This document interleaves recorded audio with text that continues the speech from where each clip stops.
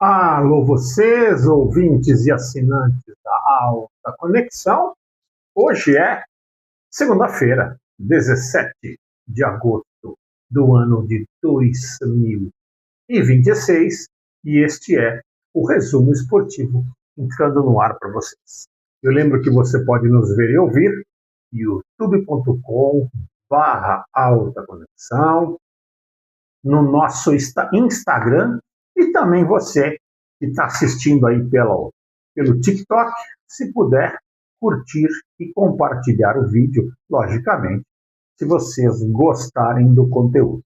Então vamos iniciar esse nosso primeiro tempo falando dos jogos da rodada de sábado do Brasileirão.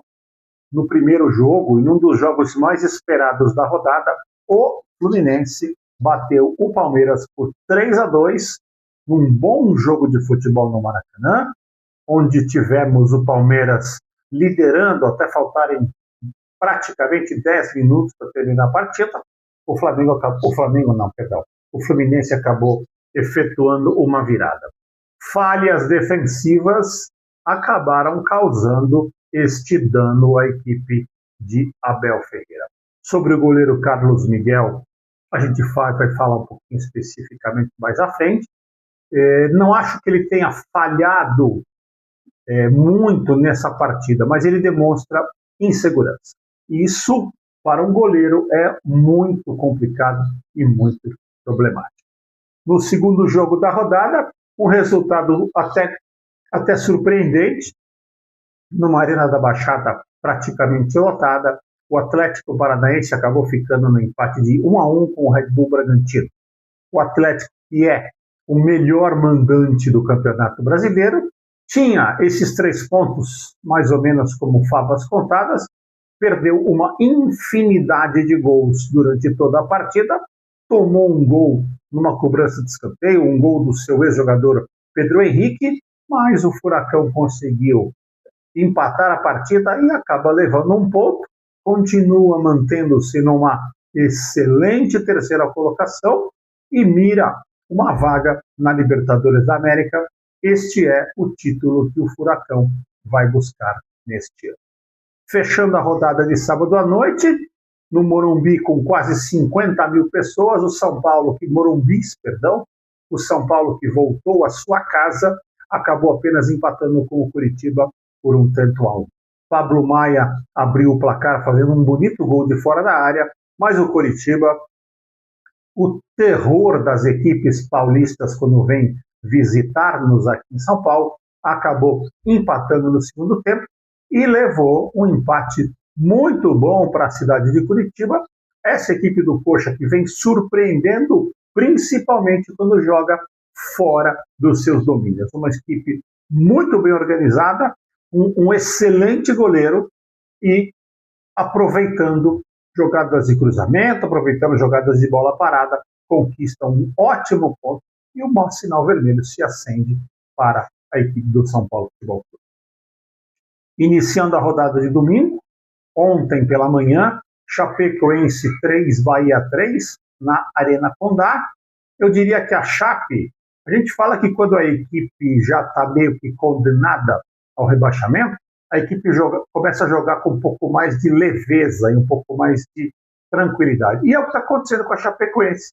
A equipe sabe que a chance é quase nula de escapar e vem fazendo bons jogos, agradáveis jogos.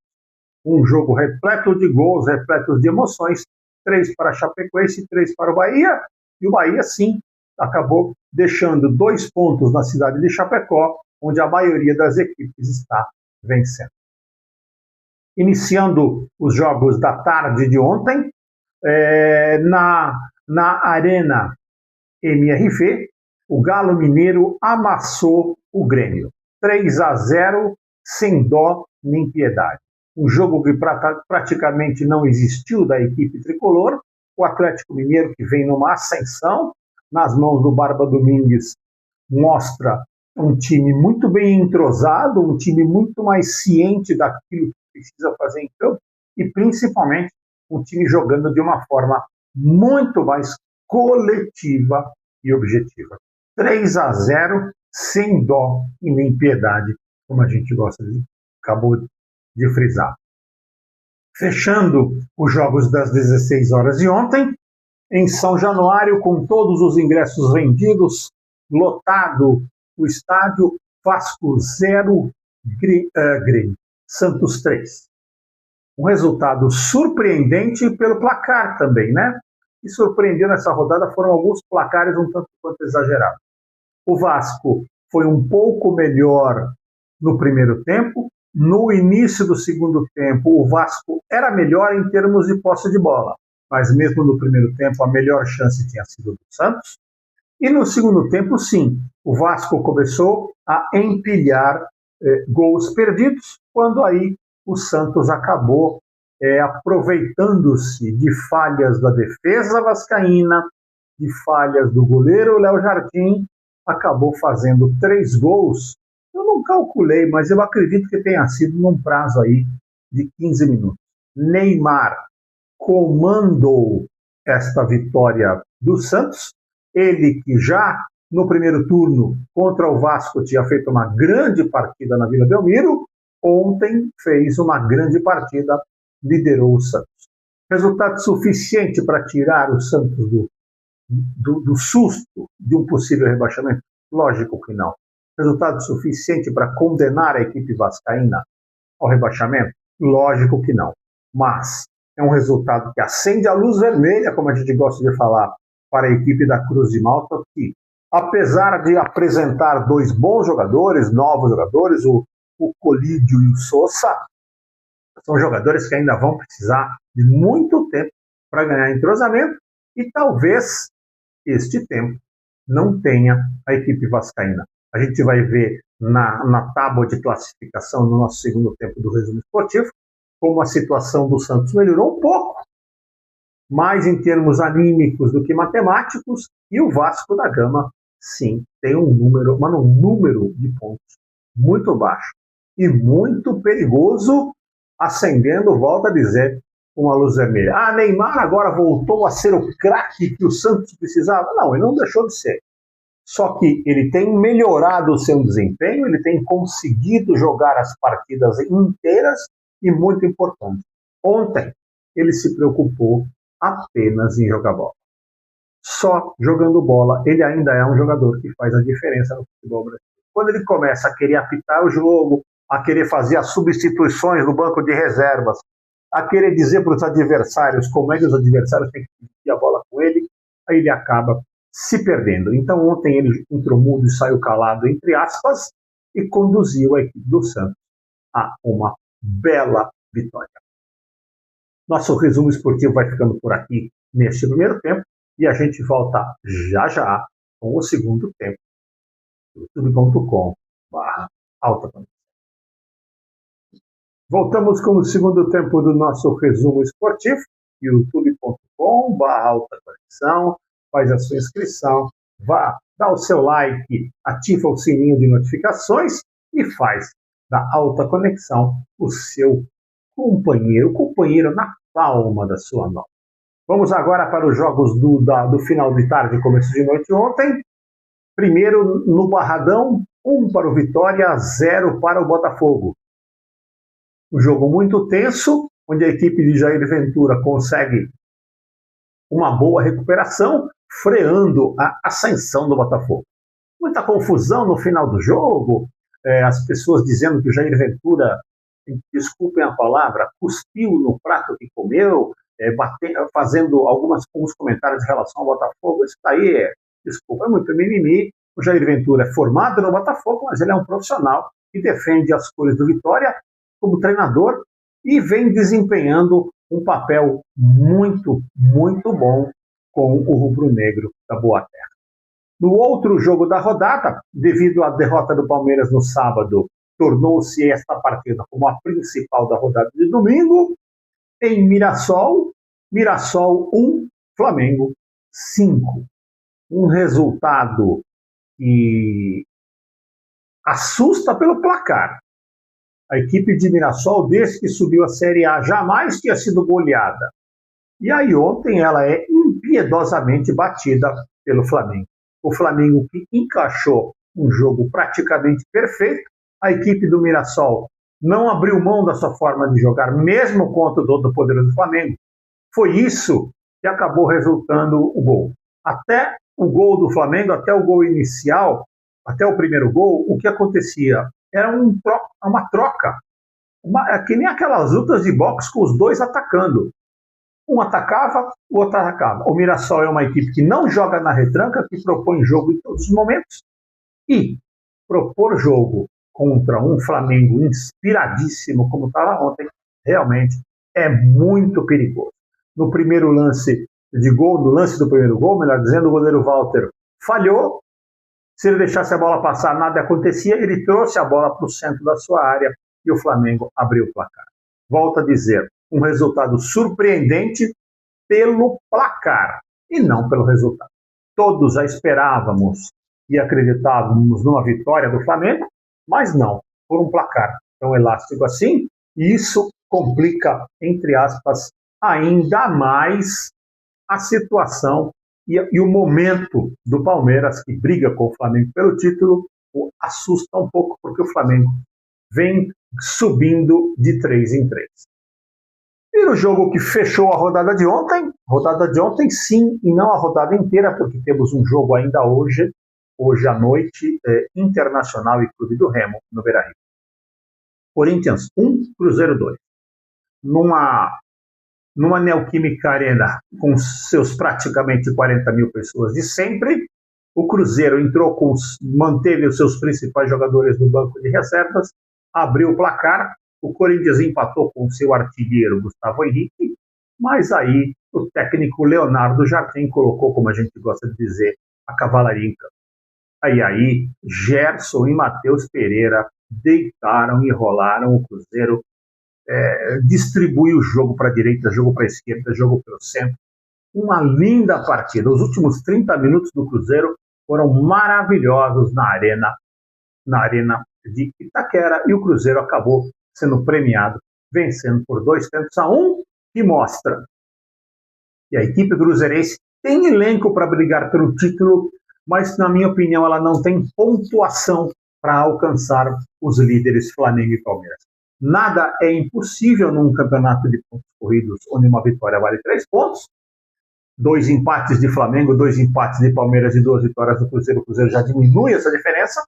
Agora, o Cruzeiro tem uma semana muito importante. Pega pela Libertadores o Flamengo no Maracanã, num jogo aberto, totalmente aberto, onde tudo pode acontecer. E no próximo sábado, o Cruzeiro recebe o Flamengo em casa, podendo ainda mais se aproximar dos líderes. E ao Corinthians de Fernando Diniz, nada mais do que lamentar o fato de uma série de jogadores contundidos, um jogo importantíssimo pela Libertadores da América na quinta-feira, e a equipe não teve forças para derrotar o Cruzeiro. O Corinthians hoje não tem time para bater de frente com o Cruzeiro. Parabéns ao Cruzeiro, e o Corinthians não tem que jogar toalha. Simplesmente foi derrotado, na minha opinião, por um dos melhores times do Brasil. Falando um pouquinho da classificação do Campeonato Brasileiro, da Série A, que tem o Palmeiras com 48 em 23 jogos, o Flamengo 45 em 22 jogos. Ou seja, se o Flamengo vencer o jogo pendente, o Flamengo, eu acho que até ultrapassa nos critérios de desempate. O Atlético Paranaense é o terceiro com 41, o Fluminense é o quarto com 38, seriam esses 4 que fechariam a turma da Libertadores. O Cruzeiro já vem com 36 pontos. Em 23 jogos estaria com a vaga da Sul-Americana neste momento. No rebaixamento, na região da degola, a Chapecoense tem 11, Vasco 22, Remo 22 e Inter 23. Estes são os times que cairiam. Eu volto a dizer, hoje temos Internacional e Remo, e qualquer dos resultados que aconteçam, o Mirassol volta para a zona de rebaixamento, porque na noite de hoje, com qualquer resultado, quem vencer ultrapassa o Mirassol, e com um empate, o Internacional passa o Mirassol. Então, a classificação atualizada e real colocará o Mirassol como o 17º colocado na tábua de classificação. Falando um pouquinho da artilharia, nós temos agora o Pedro em primeiro, junto com o Kevin Viveiras com 14 gols, e o Carlos Vinícius é o terceiro com 10. Eu queria falar um pouquinho neste rodapé do nosso segundo tempo aqui, no nosso tempo final, para dizer para vocês que o Brasil hoje está carente de goleiros. E aí, depois da Copa do Mundo, a gente começou a falar de uma série de goleiros que poderiam vestir a camisa da seleção brasileira. E parece que jogamos uma maldição sobre todos esses nomes. Vamos lá. Carlos Miguel, de repente, voltou a falhar, e falhar muito, demonstrando muita insegurança. Hugo Souza, na minha opinião, ontem falhou, aquela bola ia fora, ele trouxe a bola para dentro. O bom goleiro Léo Jardim, do Vasco da Gama, que apesar de não ser nenhum jovem, é um goleiro que vem muito bem. Eu acho que ele deveria até ter uma chance. Otávio, a grande revelação do gol, ontem falhou bizonhamente, saindo mal do gol e trombando com o jogador da sua própria equipe. Então por essas falhas nós vamos crucificar todos esses goleiros? Não. Eu apenas estou relatando que a posição de goleiro é uma posição muito importante numa seleção de futebol, numa seleção nacional de futebol. No Brasil, uma posição hoje carente. Nós não conseguimos definir quem é o melhor goleiro brasileiro da atualidade. Muitos vão falar de John, muitos vão falar de alguns goleiros que estão no exterior. Tudo bem, mas nenhum deles é unanimidade. Então, Carlo Ancelotti, que logo em breve terá que fazer uma convocação, já vai ter problemas, já vai ter que quebrar a cabeça para escolher quem vai iniciar o ciclo com a camisa 1 da seleção brasileira. E para fechar, as novas regras do futebol, da FIFA, que rolaram na Copa do Mundo e começaram a ser implantadas no futebol brasileiro, estão dando resultado. Todas as partidas tiveram uma fluidez que há muitos anos a gente não via, até os próprios homens do apito, de repente, começam a passar desapercebidos. Muito bom, jogos muito corridos e a técnica brasileira voltando a aparecer. O Resumo Esportivo vai ficando por aqui. Volto na próxima semana. E se você não deixa de sempre se inscrever, youtube.com/altaconexão.